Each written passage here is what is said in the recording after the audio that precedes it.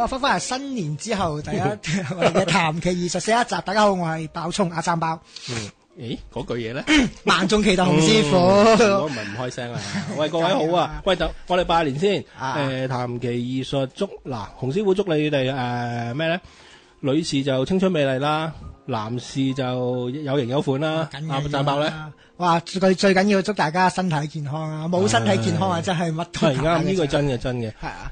依家咧，我今年唔好意思，大家都麻麻地食得太多賀年嗰啲嘢，又瓜子又這個那個，我咳咗好多日已經。我平時好少咳噶嘛。哇！我去台灣翻嚟之後都未停過咳。係咯，我見你好犀利啊！我開頭以為自己中咗個唔知咩 N7 個，我自己喂，我嗰日如果我去睇醫生，個醫生話如果你食埋呢一個抗生素咧，你都唔得咧，你試下入院啦。我都驚啊！跟住後尾係搞到咧，其實 Facebook 好多人問我，啲師傅你又去沖繩，我女惹埋我女啊，惹到佢哮喘發啦，所以去唔到啊。咁大鑊。不過好彩新年嗰段時間天氣都唔係話好反覆或者唔係好凍。如果有哮喘嘅朋友，你會知道一樣嘢嘅，當熱轉冷，冷轉熱，少少天氣嘅變化咧，佢就嚟㗎啦。又仲要種埋我啊翻去惹咗我老婆。咳到隻嘢咁兩個公一個啊實死啊，係咪？跟住佢又中埋。我見你之前上一次咳到甩肺咁嘅，係見到我都驚喎。係咪？如果咪最慘咧，食完嗰劑藥咧，佢嗰隻藥咧又會引起我另外啲神經線發作咧，跟住咧你點食啫？你一日冇可能食30-40粒藥㗎，你食3-4粒藥，未食藥都飽啦。係啦，同埋上次因為就唔舒服啦，做少咗一集啦，各位唔好意思啦。同埋新年流流就費事出個咩唔舒服咩因病不適啊，嗰啲通傳啦，唔好意思啊。雖然好多人 PM 我哋，今日補翻。係喂，咁因為新年咧，我之前嗰幾年都係不斷咁祝人恭喜發財，恭喜發財。但係而家人大咗之後咧，識得祝人身體健康。係真係好緊要，呢個好緊要。因為咧，譬如話新年嗰幾日咧，我哋出去食飯啊，出去同即係見翻以前啲同學啊，或者翻大陸啊拜年啊嗰啲嘢，都係大家舉杯都話，最緊要係身體健康，乜都係假嘅。係嗰陣時，僆仔嗰陣時啊，人哋祝我身體健康，係多餘啦，你唔好祝我身體健康啊，真係咁噶。係，跟住就叫人哋嗱，你祝我咧財源廣進啦，我會好開心。但係到呢個年紀咧，真係身體健康係好緊要。好緊要，好緊要。係喂，唔知各位網友新年過成點啊？應該 OK 啊。有啊，可以再分享下有啲咩？喂，我哋16號嗰個 New Spring 咧，喂，有個網友好笑喎。話我哋有個新口頭禪喎，咩乜 Spring 啊 New Spring 啊，什麼什麼 Spring 啊，喂，斯文啫，係我哋斯文啫，係啱。咁2月16號嗰個咧，嗱OK 噶啦，大家準時嚇，咁容後我哋個時間啊，金比會再通知大家，通知大家。我上次唔記得咗，多謝一個人，一對夫婦，葉氏夫婦啊，葉氏夫婦用咗我喺度多謝你啦，新春第一劑多謝你先，咁就用我嘅名義啊，洪師傅咧，佢捐咗5000蚊去兒童癌病基金啊，喂，非常之感謝。不過咧，講少還講少啊，下次咧捐還捐，咁你都要捐翻些少俾我噶嘛。如果唔係，我遲早我都等人救濟啦。我唔怕攤開講嘅，因為咧你救濟人之餘，記得救濟埋我喎。OK，thank you 你葉氏夫婦，開心嘅，開心嘅，係啊，開心嘅，開心嘅。大家做好事，直情可以依家直情用埋其他名啊嗰啲嘅。係冇所謂，冇所謂。同埋最緊要我哋做到影響力，可以影響到唔同嘅人去。其實而家你睇好多其他有少少嘅團體啦，我哋唔好講啦，都開始派米啊，派飯盒啊，你上網都收到㗎啦，全部都掛住我哋呢啲牌頭，咁都好事嚟嘅，好事嚟嘅。咪做好事一定好嘅，積翻啲福啊！大家喂，咁係啦，我哋新春嗰個新春嗰個嗰個人數都幾踴躍啊，幾開心啊！開心嘅開心，但係我哋又唔想收得太多，因為始終我哋又要坐船，又要這個那個咁樣，我驚照顧唔到啊！今次工作人員都多嘅，多啊，6頭先1、2、3 6個係嘛？係啊，係啊。喂，同埋點解有咁多工作人員咧？我哋始終我哋唔係牧羊人，亦都唔係牧羊狗。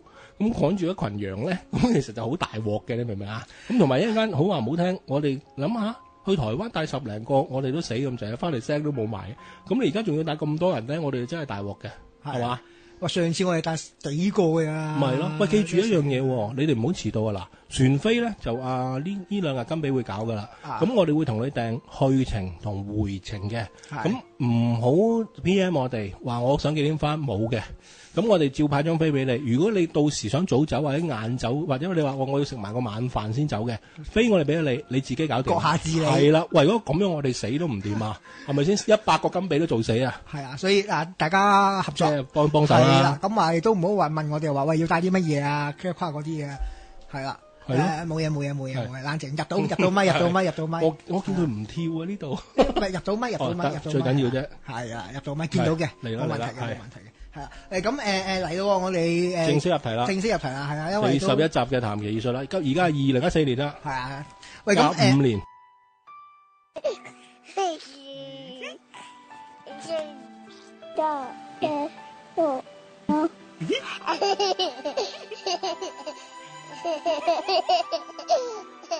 啱啱過完個立春啦，前2日先過完個立春啦，係啦，咁啱過完立春之後，之前聽師傅話過完立春之後，先至正式係進入新嘅一年啊，一定係嘅。咁我哋今集大家應該估到個主題噶啦，一定係講下啲春節啊、新年一啲中國人嘅習俗。唔係，其實我哋今集講聖誕節啫。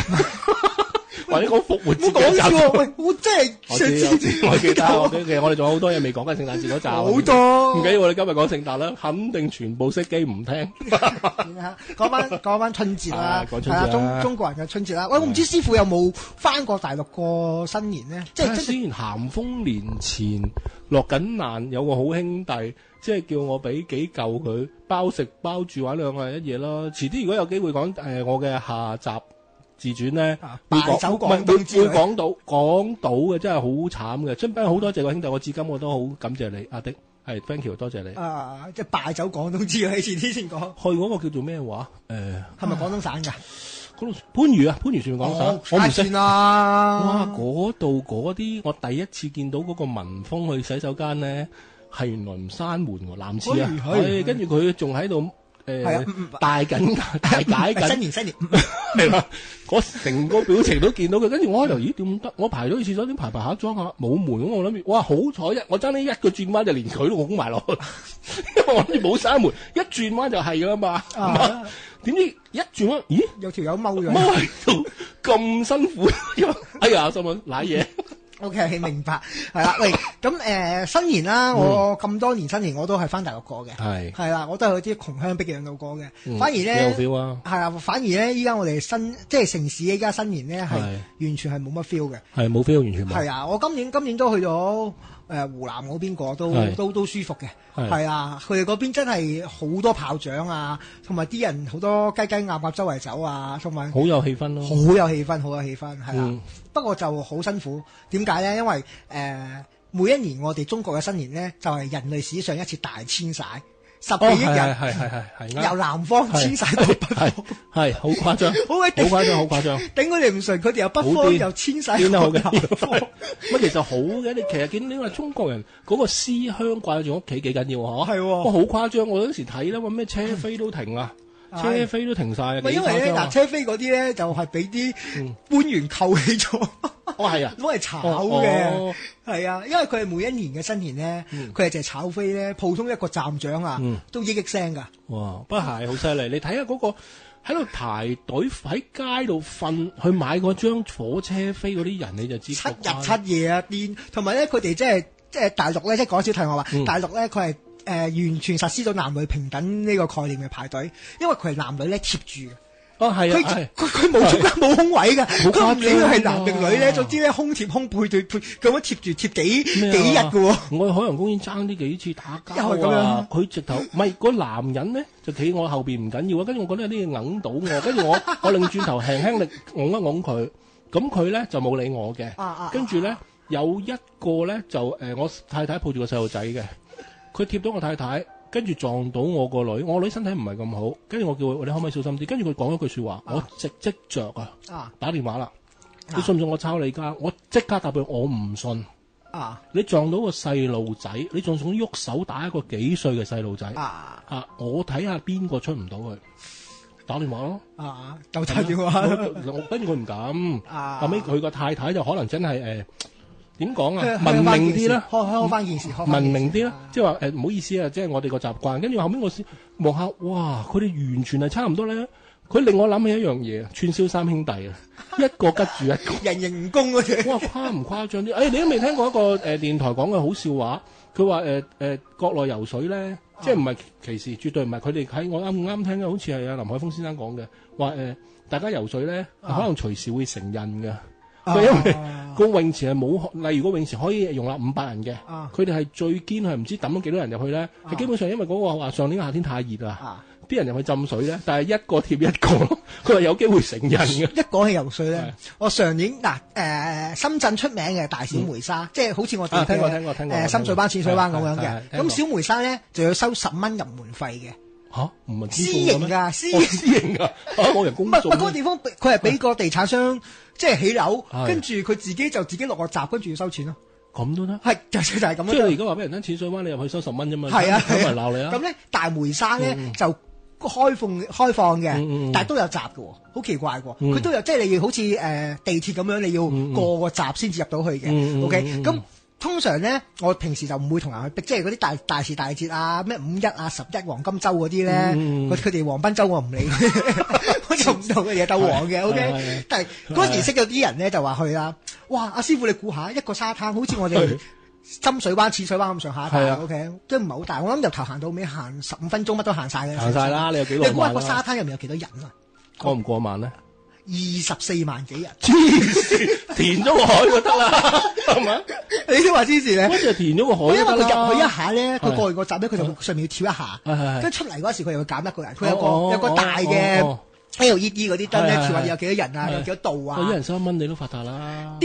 但所以佢唔收錢啊，但係我以為2萬幾啦，跟住我同個女仔講2萬幾人，哇都咁多人嘅，我黐線啦你看24萬多人啊，哇！24萬你真係可以填咗個海啦！我哋係坐唔到車走，我喺嗰度等佢2個鐘頭車，的士、私家車、巴士乜都係坐唔到。你揸戰機就差唔多，點走啊？好誇張啊！好誇張，一條路咋，一條路入一條路出咋，好誇張。咁唔係大陸嗰啲係咁嘅，即係咁24萬你落到去沙灘咁點啊？瞓喺一個人上邊咯。游唔到㗎啦，游唔到㗎啦，梗係游唔到啦！你游啲阻落嚟個籮柚度啦。即係根本上你係行嚟行去踢到人啊嗰啲，但我見到好多小偷咯。一定有，一定好多，一定佢發達啦！一人佢24萬，佢中10%佢都斷窮筋，1%都夠。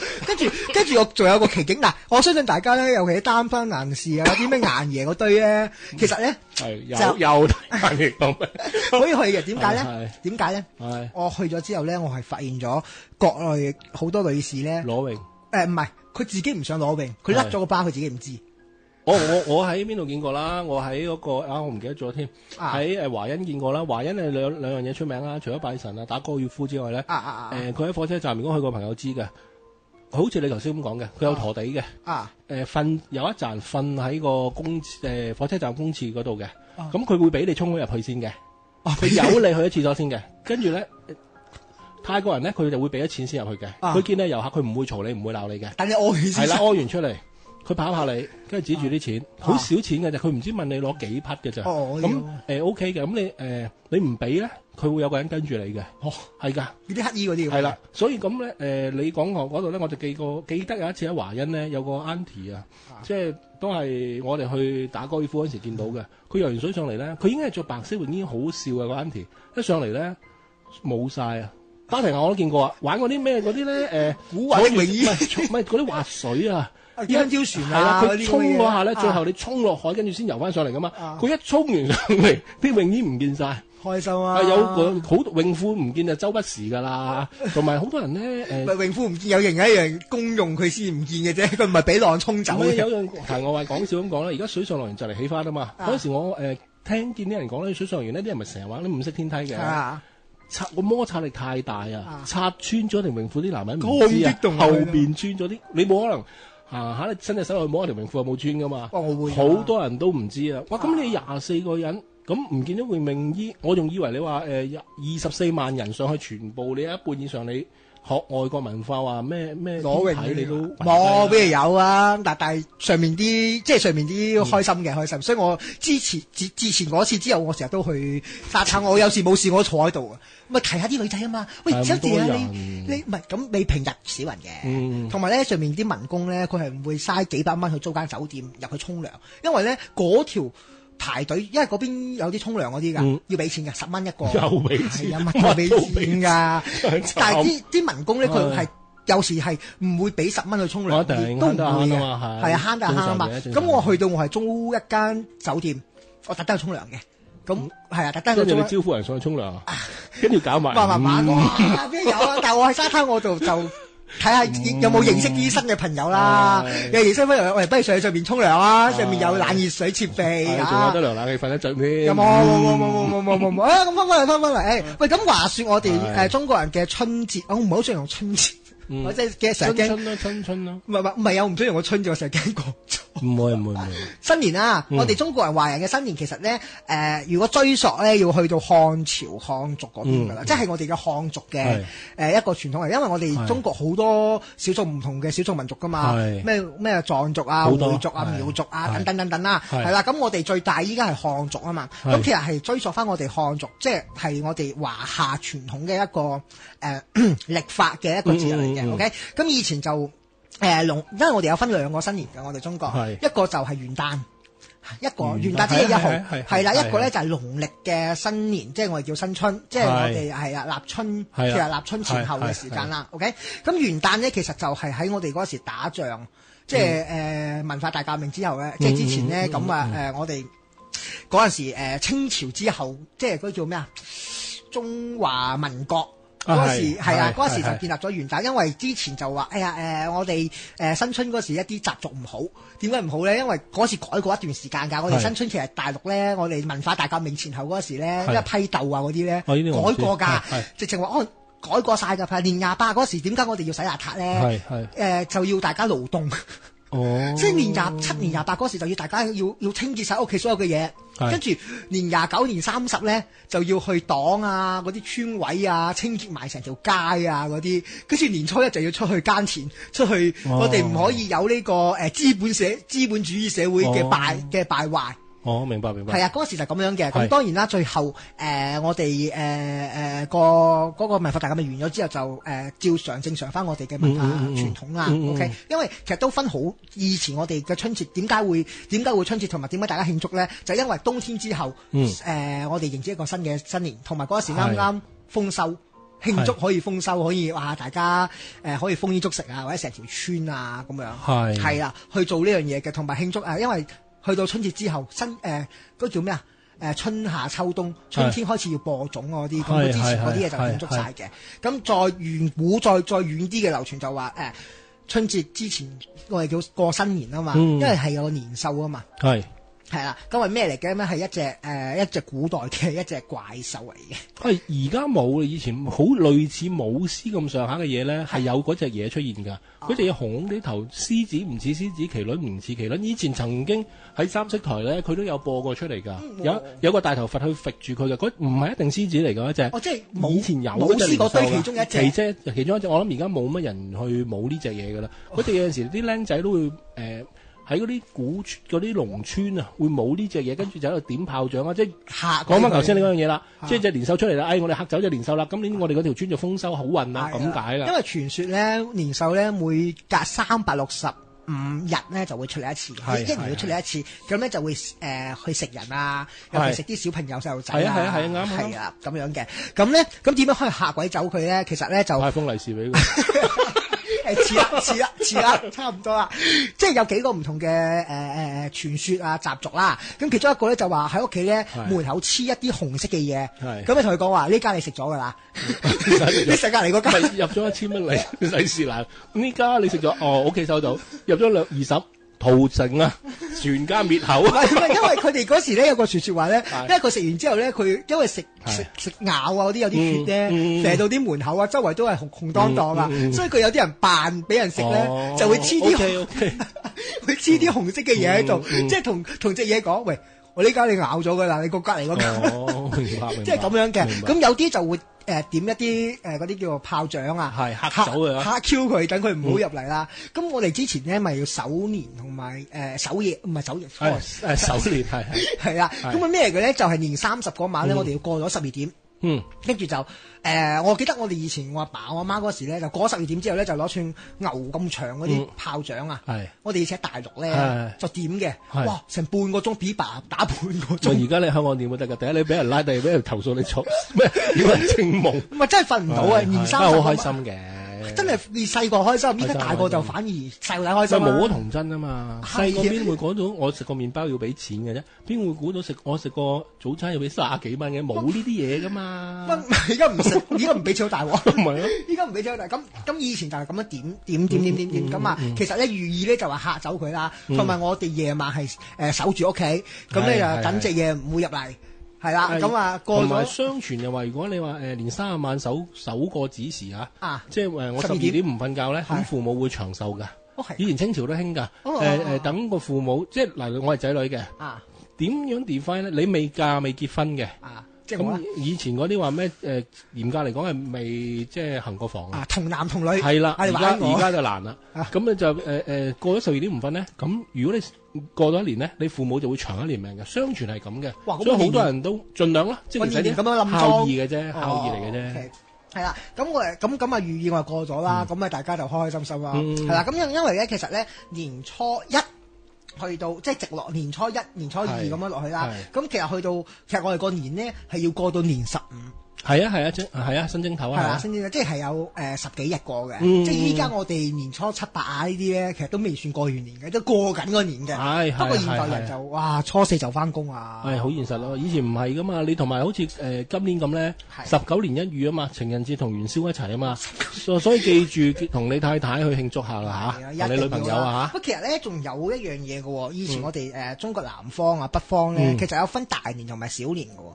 大年咧就係我哋新春呢一嘅大年，其實小年咧係12月23、24、25。聖誕節唔係以前冇聖誕節嘅，因為點解咧？因為俾農曆臘月即係12月啦。12月23咧就俾一啲官過嘅，係啊，佢叫過小年。即係23啊，俾啲官，即係一啲民間嘅其他，依家已經好少噶啦。以前係上古嘅傳統嚟嘅。23、24咧就俾一啲官，即係一啲點講咧？做官嗰啲人過嘅，OK，跟住即係秀才以上嘅官銜。佢點過啊？唔係好似過新年咁過咯。即係唔係話嗰段時間就叫做孝敬咁啊？我諗有啲嘅，有啲嘅。點會學孝敬第一年過你啫，冇乜嘢嘅。OK，咁啊24咧就俾啲平民百姓過嘅。係啊，即係鬼我唔知24號啦。係啦，咁咧25咧俾啲咩過咧？就俾啲道士或者和尚過嘅。係啦，唔係六根清淨嘅咩？仲要過年，即係咁嘅，因為可能食餐豐富啲嘅，整啲狗肉啊、貓肉啊，講笑啫，罪過。OK，咁其實我哋而家食緊，即係我哋而家譬如新年啦，都好多賀年嘅食品啊嗰啲啦。咁其實咧我哋南方有個傳統習俗，即係譬如話有個全盒啦，咁入面有啲咩糖冬瓜啊，咩嗰啲馬蹄啊，我唔知師傅中唔中意食啊？我因為我哋潮州冇乜點食啊？唔係我哋潮州一定要有，係啊，咩蓮子、蓮生貴子啊嗰啲一定有嘅，食唔食一件事，即係起碼擺到發帽都要擺喺度嘅。好似係喎，要擺到發噶嘛。係啊，咁擺到點咧？其實擺到年15，係跟住咧就將呢一堆糖嘅嘢咧，因為好鬼甜啊，真係倒晒落去煮湯圓。熬翻嗰堆糖水，即係嗰啲糖出嚟，跟住煮完湯圓食完之後咧，就正式完結啦，成個年。呢個真係第一次聽喎，真係。即係我哋潮州，我成日諗住擺完之後倒晒佢，咁咪個意頭你攞完個意頭你抌晒個意頭，冇可能㗎嘛。咁嘅，因為好多人都唔知，我新年問咗好多人㗎，湖南嗰邊人都唔知㗎，即係可能我哋南方呢邊嘅傳統，咁我想分享下，其實咧將嗰堆嘢咧就倒落去，咁啊其實。煲滾水，咁將佢倒落去，熬佢10分8分鐘，熬晒啲糖水出嚟，合理。因為嗰啲糖水我哋有冬瓜又成清甜啊嘛，跟住咧就係啦，跟住阿媽可能搓一茶湯圓，依家就冇乜人搓噶啦，依家。同埋真係咩元宵佳節係食湯圓啦，啱啊。咁因為今集時間差唔多，我嗱聲講少少傳統飲食嘅先。好。係啊，因為好多有啲人都唔知，因為尤其而家我哋喺香港呢個石屎森林。OK，咁新年一定要食嘅咧就叫臘八粥。臘八粥係咩嚟嘅？其實咧就係一啲叫八寶粥嘅物體。即係啊，入面有啲咩紅豆啊，嗰啲乜豆啊？點解咧？因為以前一啲鄉村啊，尤其我哋譬如話我哋廣東省呢邊都有，譬如話潮州人啦，惠州人咧，其實都係農民嚟噶嘛，一批嘅農民。咁佢哋豐收最多豐收係咩咧？五穀。係啦，咩紅豆啊，嗰啲咩腰豆啊，嗰啲咁嘅嘢，咁佢哋會將呢一堆嘢咧煮粥，煮到粥。咁咧其實每一家人咧屋企都有一大煲，好恐怖個煲啊！師傅，人咁大煲㗎，我真係我信，因為喺有啲農村有千人鑊㗎嘛，我都見過，成個人瞓落去都夠啊！係黐線，我擺兩個僆仔女仲有位，咪拎個大人落去煮都仲得啊！唔係，我哋嗰時咧唔夠煲沖涼咧，係真係㗎。喂，哇！咦咁正啊，未洗乾淨喎，唔係即係連你個 pat pat 都食埋。冇小朋友冇所謂啊。咁點咧？我哋係拜年咧，入到去咧，乜都唔好講，坐低整個碗，對碗係冇講嘢。跟住仲要對碗，對杯咩咧？糖水。即係我哋正常，依家即係而家城市人咧就會飲白糖水，即係一杯水，跟住加啲白糖落去，加奶茶咁啫。唔係啊，清水啊，清水加糖。清水講哦，唔係攞意頭係咪啊？唔係，因為嗱，我哋平時出人，即係平時唔係新年嘅，佢喺屋企咧，佢招呼你飲一杯熱開水，即係滾水咧，就已經好禮貌好俾面。唔好講錯啊，因為好多人講咩都飲熱開水，就變咗熱乜水。冇熱開水，即係佢係咁樣嘅。咁新年咁冇理由淨係飲明白，咁啊落啲糖落去。係啦，但係我哋城市人就會驚話糖尿病有好怪，係啦，咁跟住就會有碗嗰啲叫雜豆粥或者叫臘八粥，即係呢碗咁嘅嘢啦。咁你去到咧好大鑊噶，我哋一日可能行30人，你30碗噶啦。哇，食到好大鑊噶，係啊，到嘔噶。OK，咁北方嗰邊啲人咧就會包餃子，咁寓意係咩咧？寓意咧好似金元寶咁樣，係啦。咁佢有啲習俗咧，包餃子咧就會放啲糖落嗰粒餃子度，同埋放啲硬幣。係。咁咧，即係其實一兜裏面可能我諗10打咁樣100隻，好少嘅啫。其實佢哋即係擺粒糖或者擺粒銀仔落去。通常做俾啲老人家食噶嘛，做都做俾佢食到啊嘛。咁咧食咗咧就話嗰年你就好意頭啦。係啊，你嗰年就咁好啦。到第三樣嘢其實新年都最多人食嘅就係湯圓啦。係啦，一係就攞個意頭啦，甜甜圓圓啦，咁啊係啦，係一家團圓。咁通常你出面做咗成年嘢咁辛苦，諸如此類咁，你喺屋企過15日，臨走好嘅，即係臨出去做嘢之前，臨走嗰時剩翻碗湯圓咁啊。其實我覺得咧係新年嗰堆糖冬瓜好開心啊！唔係我覺得新年嗰堆糖冬瓜，我唔知點處理，所以求其懟咗落去就，即係其實咁就唔嘥啦，係啦。咁仲有幾樣嘢嘅，譬如話馬來西亞南洋嗰邊咧就興撈落你個降頭，新年整個就會撈起嗰啲魚生嘅。魚生係啊，生魚，生魚片，跟住佢就會一好大個碟㗎，跟住撈起咁樣，因為有7色嘅唔同嘅嘢，係啦，咁撈起咁大家食啦。咁通常都係年初7、8之後先會做呢樣嘢嘅，因為佢話過完個人日係年初7即係人日生日咁啊，過完個人日先會去做呢樣嘢。咁平時我哋食嘅蘿蔔糕啊、粽啊，或者再北方啲嘅食火鍋啊。咁點解會食火鍋？我哋叫圍爐。圍住個爐，圍牛啊！圍爐點解？因為我哋新年可能煮好多餸，我哋南方呢邊咧凍極有個譜。係啊，凍極咁啊，最多咪落油啲咯。因為點解落油啲咧？落油劑冚劑冇咁容易凍啊，因為啲油喺上面啊嘛。但係南方嗰邊你落幾多油都好，攞出去結冰啊，因為嗰邊可能即係零下10幾20度。咁咧就最好啦，整個火鍋爐滾鬼住佢，卜滾到冇晒味，大家都好食咯。唔係，因為其實咧好多大家族咧，佢哋一張台開得一張台，可能有翻晒嚟咧，可能20-30人㗎。會啊。咁可能流水席咧分開，咩叫流水席？即係我食完呢一堆人走，下一堆又不斷咁樣嚟食，咁食最後嗰堆婦女或者小朋友，咁咪凍晒嗰啲嘢。係啦，咁啊北方嗰邊就會攞個火鍋滾住啦，咁啊大家食完就限，通常都係啲婆婆啊、爺爺啊，即係老人家食先。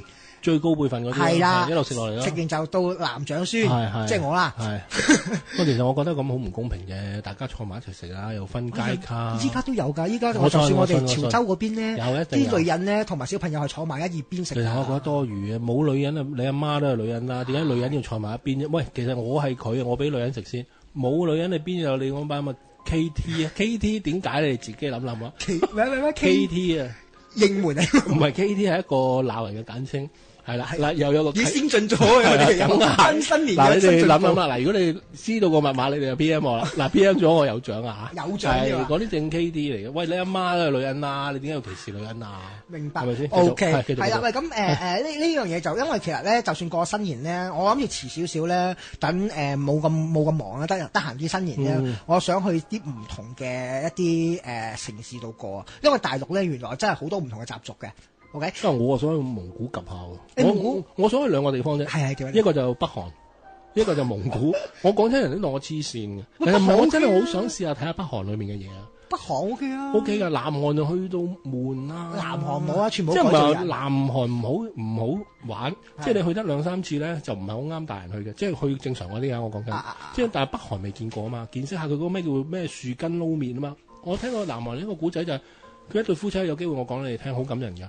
就一生人見過2次面咋。呢個係一個好好聽嘅故事，我喺韓國聽翻嚟嘅，就係話所以讀行萬卷書不如行萬里路，你知道好多嘢。咁佢就話最出名咧喺北韓就係樹根撈麵啊，真正嘅樹根喎。但係南韓咧有個人開咗之後咧，係日日爆棚喎。奇門如係啦，咁我去試過，跟住個導遊就喺度整鬼我翻譯嘅研究嚟講，好好食一食，我第一條麵我已經想嘔，其實幾難嘅我食到嘅，但我呢碗我都頂唔順。跟住佢話講話點解啲人可以食到咁好味嘅咧？後邊係有個好好聽嘅古仔，有機會講。好，因為咧今年譬如話我之前去咗唔同嘅地方過新年咧，其實有樣嘢幾悲哀嘅。冇到同你打步槍，係開心，唔係悲哀開心。每無聊咗就同你喺度點煙花放煙花喎嘛。嗰啲而家唔玩啦，唔玩乜嘢啊？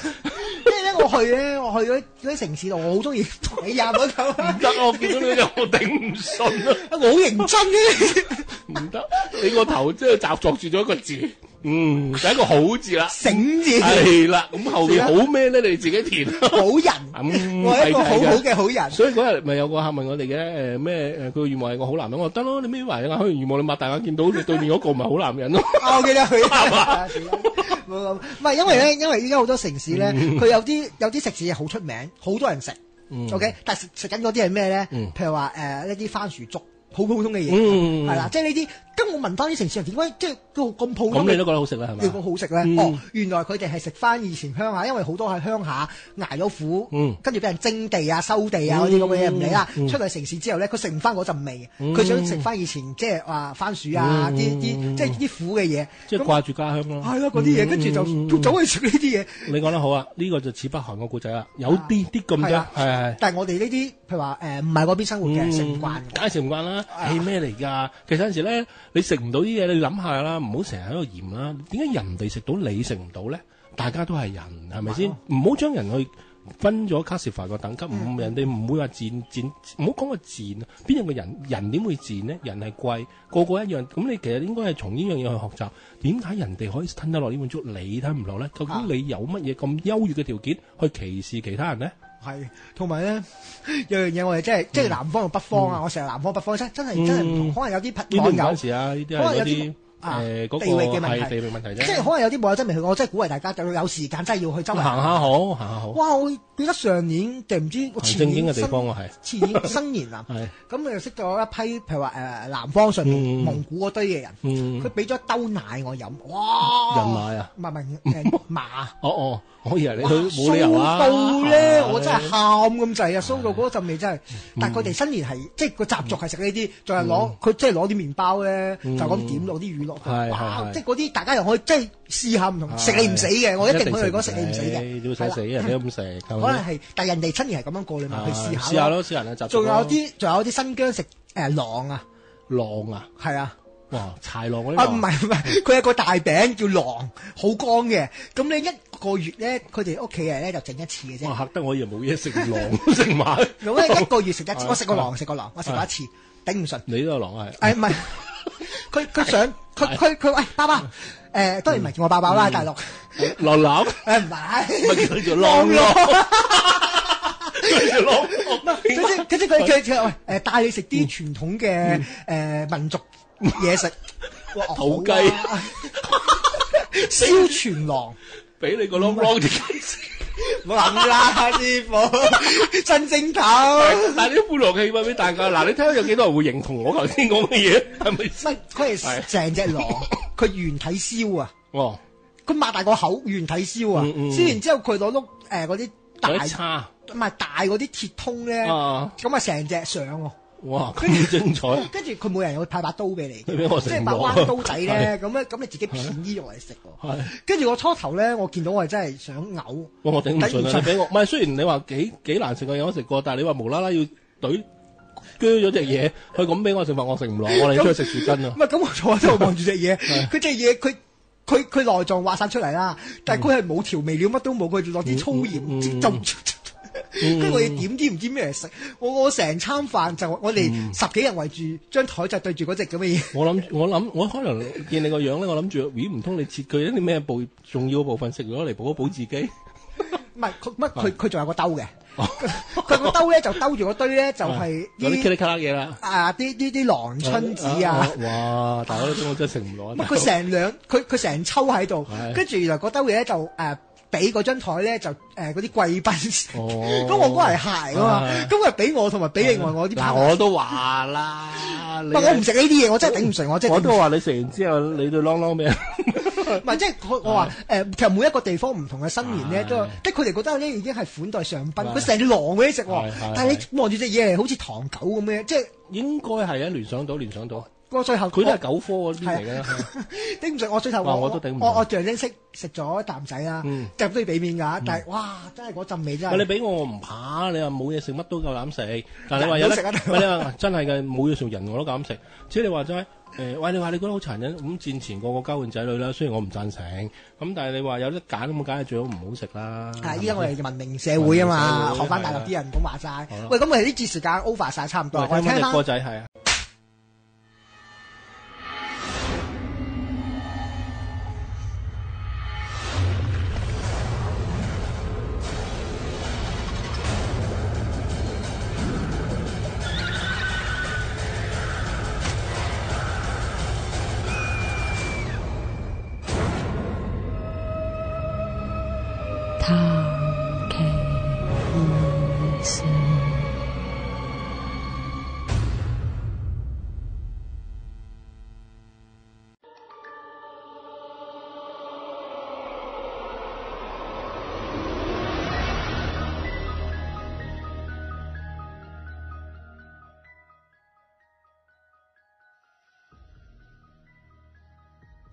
翻返去今集嘅談期感謝咁今集有位漂亮嘅男士啦，咁話個名好響嘅喎，你自己同大家介紹下，你叫個名叫做？我叫澳門仔啊！澳門仔咁響嘅個名，你應該幻想到好多嘢添。幫我先啦，唔該啲唔開心嘅。喂，想問一問今集嘅個談期感謝嘅故事係點樣咧？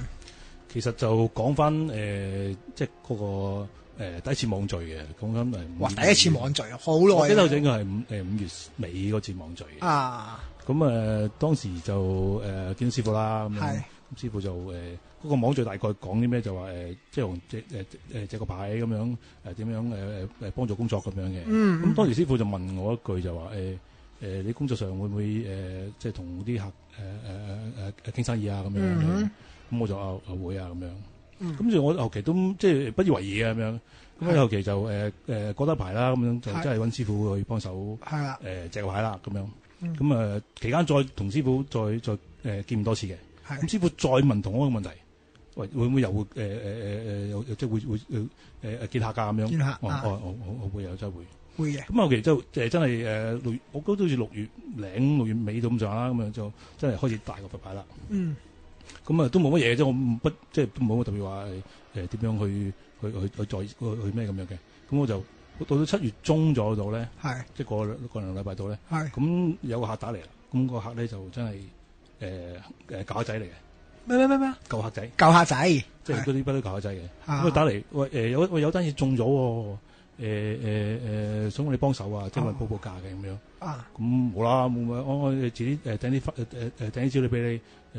報價啦咁樣，但係嗰刻都冇乜嘢，即係正常，因為個客就都成日都揾我報價嘅咁樣，即係都包都係舊客嚟嘅，咁啊一年到晚都唔知報幾單咁樣，即係好都冇乜特別嘢嘅，咁啊照報咯咁樣，跟住佢就話都呢單嘢啊要。冇設計圖喎，咁樣得份平面圖㗎咋咁樣。咁你有時間落去望望啦。唔，等陣，我想問問先，其實你係大概係做啲？其實我做工程嘅。工程嘅。係啊，咁我做工程嘅，咁我因為所以又關一啲設計圖、設計嘢啊嗰啲咁嘅。咁佢訂咗俾我，咁我就咪揸住份圖咁啊捉埋個科技，咪現場望望咯咁樣。啊，咁因為我對設計嗰邊我都即係有做咗幾年嘅。係冇所謂啊！你唔掟俾我咪照程序做啫，工作程序咁做啫。照報啦，咁啊照去睇完咗之後，所有嘢就喺晒我腦度嘅，因為佢冇設計圖啊嘛，咁我咪自己睇完咗之後，心裏邊係大概個譜，大概有咩設計，我咪揼個價俾佢咯。OK，跟住都冇乜嘢咁，我咪照個事情就即係好似平常咁啦，抌咗我唔理㗎啦咁樣。跟住過咗一排咁樣就個客就搞咗個飯局，個飯局咧就撞到個間公司嘅其中一個高層，中高層啦。咁其實嗰個飯局唔關佢事嘅，唔關啲工作事嘅，但係咁之後出現咗，咁我咪同佢傾兩句啦咁樣。跟住都冇嘢，跟住轉頭佢同我講：阿孔仔，你係咪報咗單嘢？係咁，跟住我話係啊咁樣。跟住你我有冇同事 call 你上嚟傾即跟進傾落去咁樣。咁樣，我話冇喎咁樣。跟住佢話佢啱啱見到同事入過嚟，喂你冇 call 啊有冇仔咩？我冇喎，不如喺度傾埋咯咁樣。我話傾埋，我心諗即係嗰個成個飯局咧係好 casual 嘅，因為就唔係話擺幾圍台啊咁樣，就咁齋食下飯，過得企喺度就咁滯嘅。咁啊即係唔好食咩啊，唔使呢度講。咁之後就咁啊，跟住就話咁啊算啦，唔好傾啦，不如你聽日上嚟啦咁樣。咁啊聽日上嚟啦咁樣。咁聽日上去傾跟住話咁啊再傾啦。咁跟住佢話喂，其實你報咗個價其實包啲咩㗎？做啲咩㗎？咁樣都唔知嘅嗰陣時。因為我有個清單嘅。咁但係因為清單好即係佢因為我冇圖冇定㗎嘛。咪齋因為得我份清單，冇唔知我做啲咩㗎。咁我記得咁樣啦。咁我又不如咁啦，喂你整份 draft 啦，即係草圖啦咁樣，俾我望一望咁，即係大概知你報啲咩啊咁樣。我心諗嗰時諗，哇你要有仔會唔會齋望草圖？掟俾其他人去報㗎咁樣，即係會唔會揾我落價？咁我就咁算啦，但係都舊客嚟嘅，咁都照做啦，係啦。咁啊照即係手潦潦畫份圖俾佢，但係份圖其實雖然手潦潦啫，其實實際行內人知道我做乜嘢嘅。咁啊掟俾佢啦，即係翻公司，跟住就過幾日就掟翻份圖俾佢。咁又冇理佢，因為咪掟俾佢咯，咪由佢咯。咁即係過得一排咁啱啱即係我知之前同佢做開嘢㗎嘛，咁啊打俾佢同事，喂嗰單嘢，我話同問佢嗰單嘢冇咗影喎，即係成唔成啊？係咪揾人做咗啦咁樣？佢話唔係喎，應該都好似都係你喎咁樣。我話唔係話冇通知你嘅，冇通知，我打俾佢，嗰打俾個同事，佢就話係啊，應該都係你嘅。跟住轉頭即係跟住轉頭即係覆翻你，係真係你做，真係你做。跟住我就咁即係我心諗咁神奇，即係又冇跟進，又冇成，又冇人理你咁樣。咁啊嗌我跟住即係大概8月中咗啦，嗌我落去，即係我哋揾人落去開工。咁都好奇怪，就話到一邊開工啦，咁就成啦。咁啊啲伙計就傳翻上嚟喎。喂地盤嗰邊話咧，好似話成單嘢得你報啫喎。我話唔係喎，我心諗吹水嘅咁樣。跟住後期我睇就即係有啲蛛絲馬跡跟翻就話，咦真係有機會真係得你一個報，得我報。即係我冇再真係問佢係咪真係得我報咁，冇特別問啦。咁就原來發覺即係99%啦，應該就係得我報。O K。其實嗰單嘢你話細唔細，話大唔大？其實正常佢公司運作咧，我知道公司運作咧，起碼揾2-3間報。但係點解就會得你一個報咧？今次係好奇怪，好奇怪。但係都好啊，起碼又多工作做先啦。係嘛？喂，咁其實都想問，因為都揾師傅幫手都一段時間啦，係嘛？其實都一路都順暢嘅，係啦，所以先上嚟投訴。其實仲有嘅，你仲有繼續。其實仲有嘅，因為呢單事發生咗之後咧，我又即係開工啦咁樣，即係揾啲伙計度開工。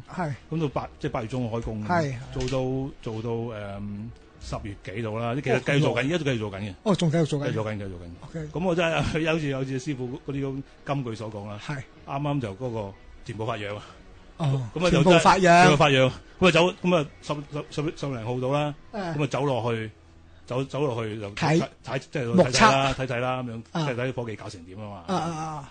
我落到去又撞到個中高層。又撞到佢喎。佢又全部發樣，大家兩個鬥拗喺度，又嗲兩句啊。跟住佢又問我：喂，你阿澳仔，你係咪又幫我又報咗單嘢啊？我話係。跟住我喂，嗰單嘢有冇得傾啊？你啲價錢？我話都 OK，有嘅。跟住我又冇事啊，都繼續你佢我睇，我睇啦嘢啦。過咗2個鐘頭到，即係我睇住2個鐘頭到，佢同事又打俾我。佢話你嗰單嘢咧，你聽日上嚟傾傾啊咁樣。即係啱好，即係第二單嚟嘅，上嚟傾傾咁開心。我心諗唔係喎，跟住又想傾。好啊，啲錢湧住嚟啊嘛。又想傾，跟住但係嗰單嘢我就知道佢唔係單止有得我報嘅。佢應該仲有多個嘅。咁之後佢傾完到，跟住先到我嘅。咁啊，照傾啦，冇所謂啦，即係咁傾噶啦嘛。跟住之後又係咁嗰句啦，就話喂，你好似又貴咗啲喎。我你翻去睇啦，咁我冇翻去睇咯，咁樣咪執佢，咁就掟翻俾佢啦，咁樣。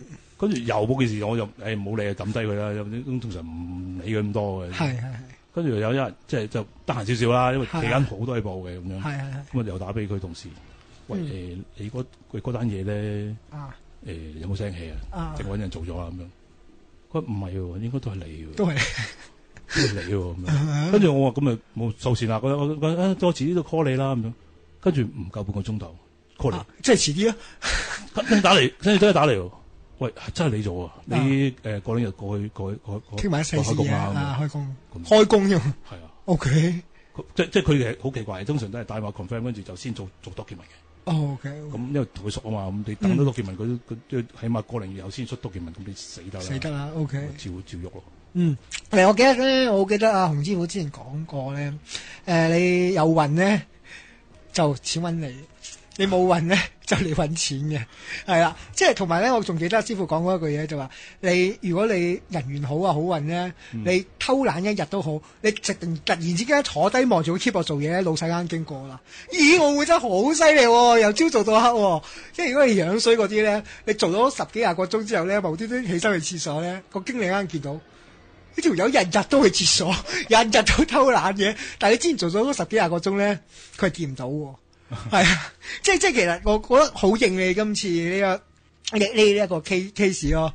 係因為嗰個剎那就即係中咗2單標，你發覺即刻聯想起師傅當時問我，喂你會唔會對下㗎咁樣？係啊，即刻聯想到我冇理由即係第二日就即刻又 call 咁樣，見住嗰個中高層，跟住就第二日又 call。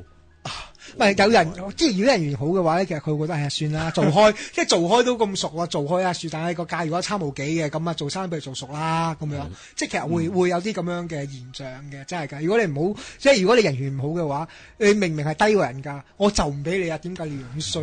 即係一句啊嘛，冇嘢㗎，係嘛？喂，咁今日哇差啲講錯你嘅係啊，咁嘅澳門仔啊，咁啊，你個談期咁即係差唔多啦。差唔多啦，差唔多啦，係啦，咁嘅澳門仔啦，咁啊之後再事業再上另一個高峰嗰個時候上嚟分享下，好嘛？OK，好啦，咁我哋嗱一聲去下一個環節。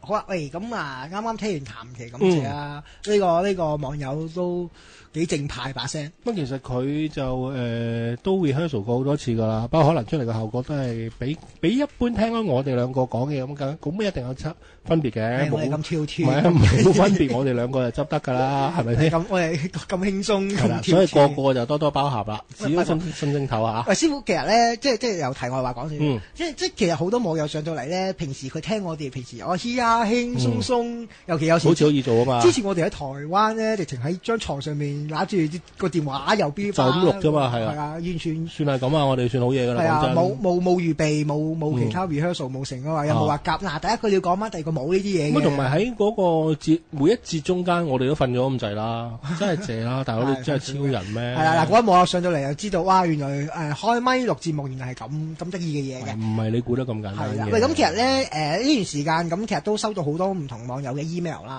係啦，咁亦都有啲感謝，即係有啲人即係親身嚟唔到嘅，佢都係啊，佢都寫一啲 email 過嚟啦。咁啊，其實呢種行為係值得鼓勵嘅。係，咁我哋會抽嚟讀嘅。咁有陣時因為盡量啦，因為如果我哋夾到網友上嚟錄嘅，就盡量夾啦。因為有陣時就係話佢嘅時間，就算佢 OK，我哋就唔到佢啊，咁就可能會讀一啲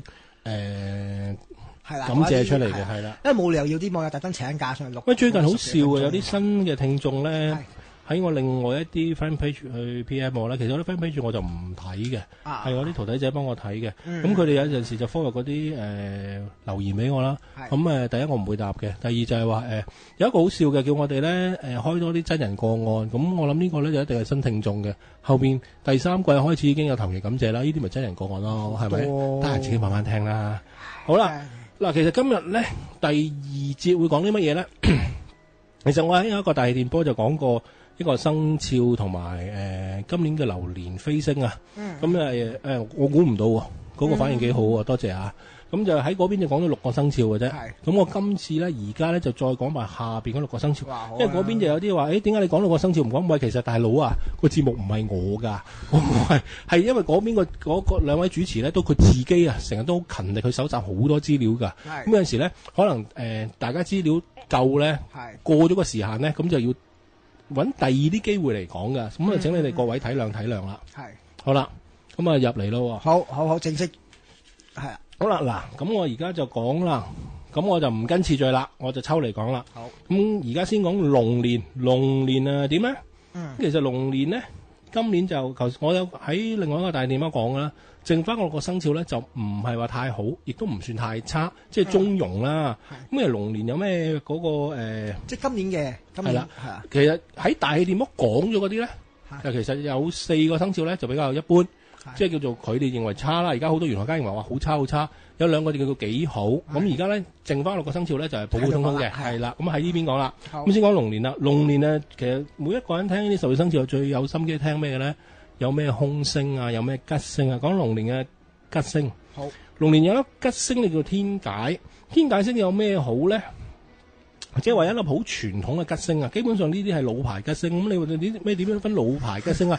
即係逢親有呢啲老牌吉星入命咧，基本上咧你就算嗰個凶星多，除非冇計啦，你得一粒吉星跟住100幾200粒凶星入你條命嘅，基本上冇乜可能嘅。咁就講真，即係講得好笑啲啊，即係 Rambo 一個打1000幾隊軍隊，佢都謝啦，佢唔係唔想幫你，佢係頂得住先得㗎。咁呢粒傳統嘅吉星有咩好咧？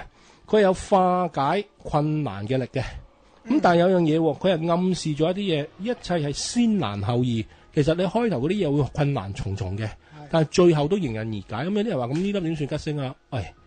困難重重就唔係一定可以解決到嘅，可能係解決唔到嘅。但係要小心啊！龍年嘅朋友咧，又有2粒好比較麻煩嘅凶星啊！咁個凶星係咩咧？天狗。呢粒天狗星咧，就係多數影響你身邊嗰個伴侶或者叫情人嘅。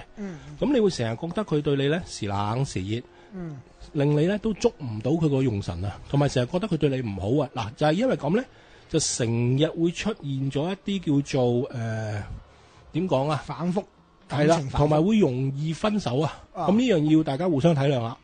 咁佢仲有一粒凶星出現咧，就係話浮沉。浮沉係咩咧？從事水上工作嘅人要小心啦。有寓意你係今年係容易犯水險，即係浸親啊，無啦啦就算唔好嘴嚼嚼，因為有個人話我講我咩請一張啊攞第幾個龜呢個人咧喺年30晚咧過咗身啊，就係出去釣魚啊，反船佢唔知佢我都唔知佢啲親戚同我講㗎。一戳咗落去，其實唔好又對號入座，又唔好話咩水鬼揾替身嗰啲，唔係呢啲嘢。我估佢應該係意外，或者俾個船冇人知啊。但係喺個船驗屍就話佢頭個受曾經受重創，咁應該係嗰個船啊，我估啫。反嘅話拍到佢。嗰個人係真係游水好叻嘅。大佬，你有幾多拯溺章都冇用啊！或者一個大浪冚埋有南亞嗰邊咁嗰次咁，你有幾多拯溺章？我當你係世界國術冠軍啊！我拎支槍出嚟啊！你繼續嚟啊！我唔係掹雞，唔鬼鬼手跪低，我唔知。你咪繼續揈咯，然之後我一槍就搞掂你，係咪先？有時啲嘢咧唔好逞英雄，即係適可而止就算啦。咁佢仲有一粒星咧，就係叫做吊客。吊客係咩咧？有一啲突發嘅意外係令你會好驚嘅。即係招來一個傷心，即係好簡單啫。我哋從字面解就係話，龍年嘅朋友就會突然間有啲突發意外咩咧？突然間可能有架車衝埋嚟，一揼停，就喺你面前揼停嘅，佢未必撞到你嘅，令你好驚。即係好似成日都會有好多突發嘅嘢係令你嚇你一跳嘅。咁你自己做好心理準備，其實你話係咪好差咧？我頭先講過啦，冇講嗰6個生肖喺呢邊講嗰6個咧，就比較普普通啦，中庸啦。咁好啦，講蛇咯。OK， 蛇年嘅朋友有咩好咧？其實今年都 OK 嘅，佢有一粒吉星嘅啫，天廚星。天廚星係掌管飲食嘅。咁我諗係啦，飲食又有咩好咧？即係今年食得多嘢，唔係你係從一啲飲食嘅交際中啊，得到新嘅商機啊。即係例如舉例某人帶你去食飯嘅，可能你諗住是但啦，可能今日得閒，我咪食餐飯咯。食完餐飯點知原來你認到個新相識多個老闆嘅。咁佢可能俾啲新嘅生意你做嘅，OK 嘅，但係就咁啱得咁巧咧，佢就有啲空星咧，就係適應翻點講啊，同嗰個粒天廚星係有些少抗衡嘅病符星。病符星就唔使驚嘅，佢呢個就多數係嗰啲小型嘅疾病，例如傷風感冒啊、腸胃不適啊，咁其實可以吻合嘅。咁你食得多，咁你腸胃咪差些少咯。食得多自然就肚屙。嗱，但係有粒星你要小心喎，叫做蜜月星。蜜月星係咩咧？當一個新嘅環境嚟到來臨，例如好簡單啫，你搬一個 office 或者你搬一層樓，你個逢親個新環境，你一轉變就會引嚟你一個嘅焦慮不安。其實呢樣唔係好事嚟㗎。係，其實嚴格嚟講，喺醫學上係有些少憂鬱症啊。即係你一轉個陌生環境，你頂唔順啊。其實冇可能嘅，點會唔轉陌生環境啫？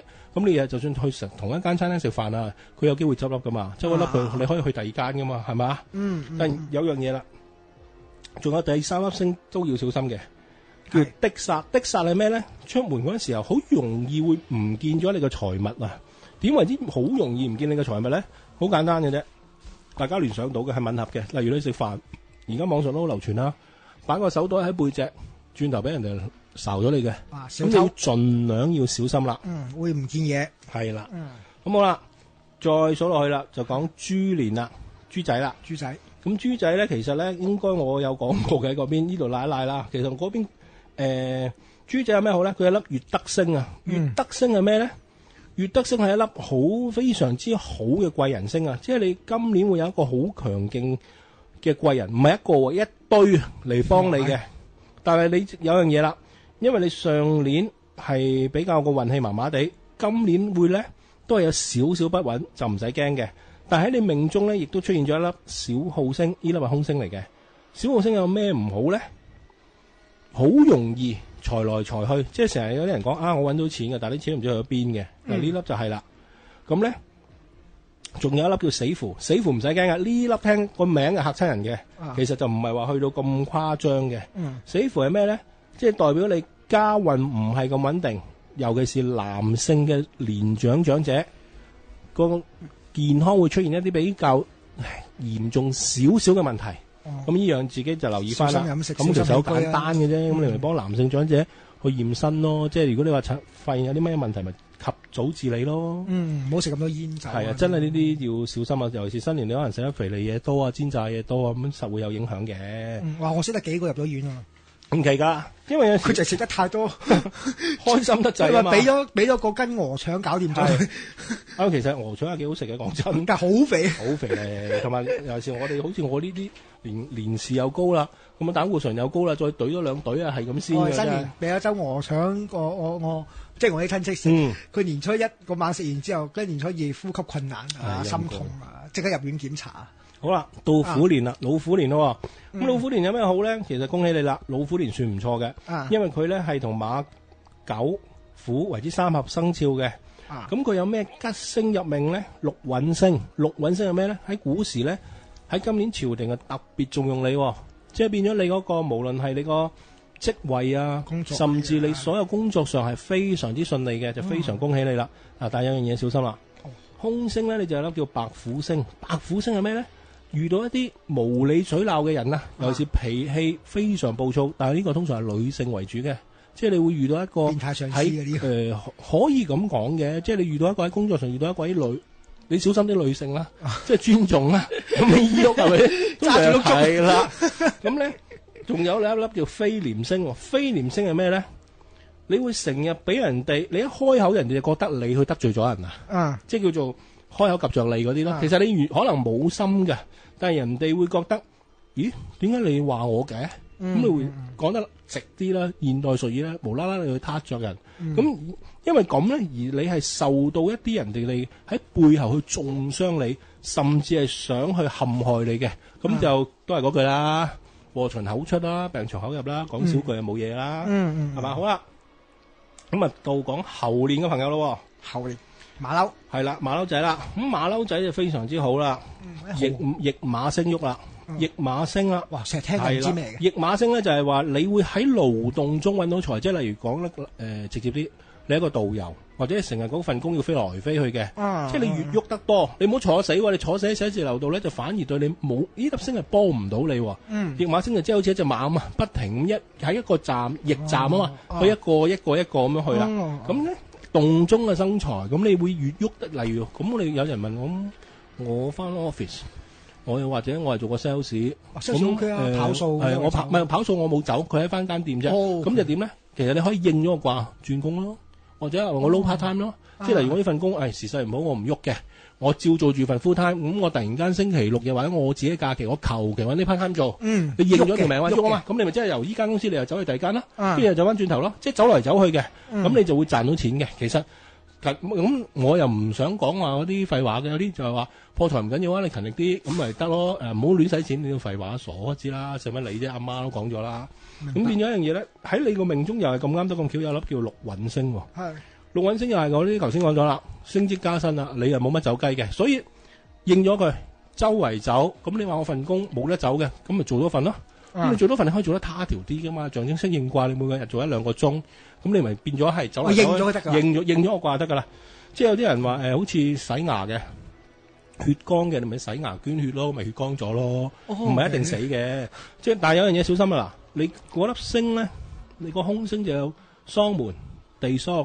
逢親呢兩粒星一入命咧，就有些少麻煩嘅，就係通常家中嘅長者好容易扭傷撞親嘅。呢樣小心少少啊，同埋你有粒叫孤神星入命，孤神星入命聽就好多人驚嘅，其實就孤神星係解咩咧？你成日感覺自己一個人好孤單啊，好唔開心，全世界人都唔了解你嘅。聽多啲談劇啊，係啦，咁你聽下我哋通常第一節就笑到你碌地嘅，係啦，咁好啦，最後一個生肖啦。最後一個係啦，呢6個生肖最後一個啦，係狗啊，狗仔係啦，咁咧就係話吉星係咩咧？其實你吉星係非常之多嘅，國印，國印係咩咧？以前即係我哋嘅叫做歲印啊，即係講得難，直接啲，你可今年喺工作上你可以做揸 fit 人啦。升係啊，升職啊，冇乜走雞噶啦，同埋你係會得以重用啊。最緊要就係個稅印都俾埋你啦，你仲唔重用？係嘛？即係嗰個即係掌領大權嗰個印，嗰個印係啊。即係以前古代咧，而家台灣都有噶。台灣總統佢第一樣嘢佢俾個稅印嚟噶，即係俾你揸 fit 啊嘛。好大個啊！係啦，有一個叫三台星啦，三台星入面係寓意咩咧？你係步步高升，好平穩嘅，即係冇咩危難嘅，即係你即係坐定粒六彩喺度去揾錢嘅。咁仲有一粒。華蓋星嗱，聽得多啦。華蓋星係咩咧？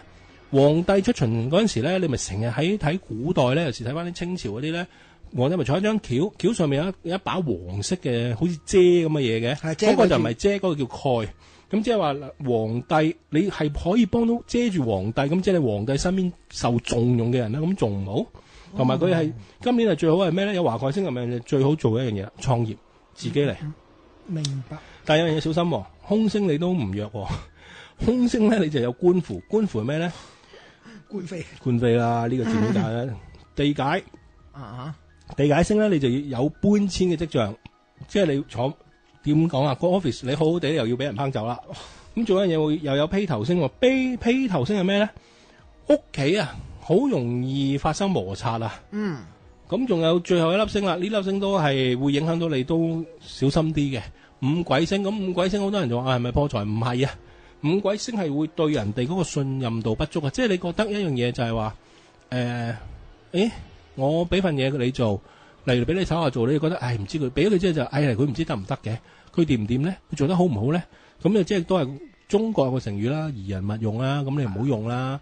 咁你就話齋，咁最後你自己攬翻上身咧，咪得個做字。所以9年嘅朋友，雖然你講今年好有發展機會，但係有樣嘢就唔使太多疑嘅，即係嚟到咪食咯。其實安安穩穩，其實雖然6粒星嚟講，比我喺另外個節目度講係比較唔係話好得咁緊要，但係唔使驚嘅。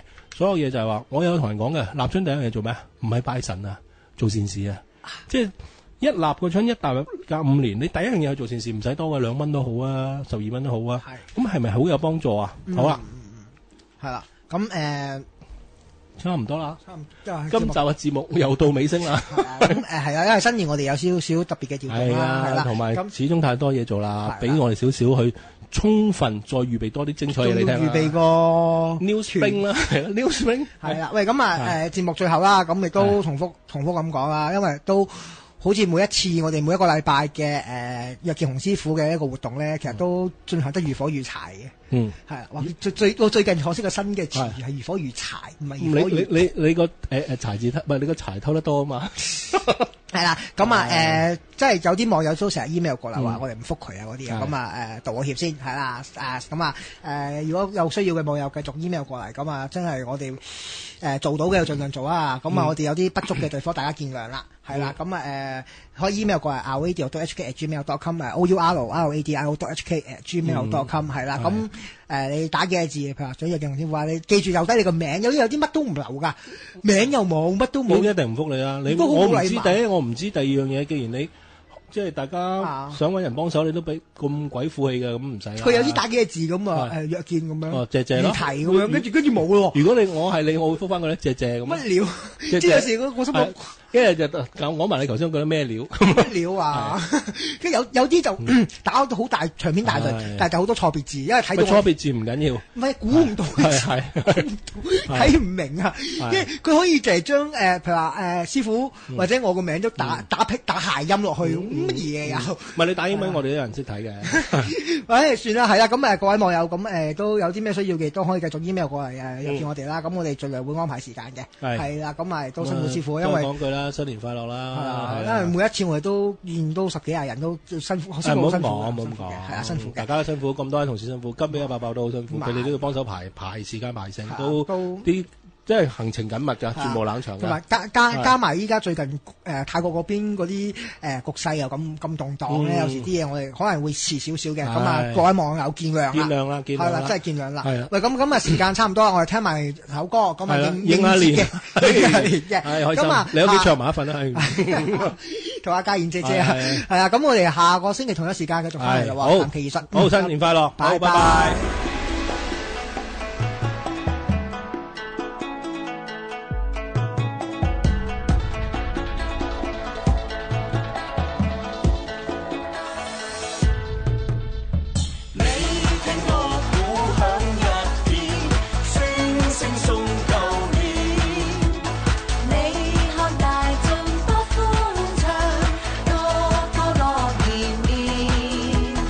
歡呼聲，歌舞。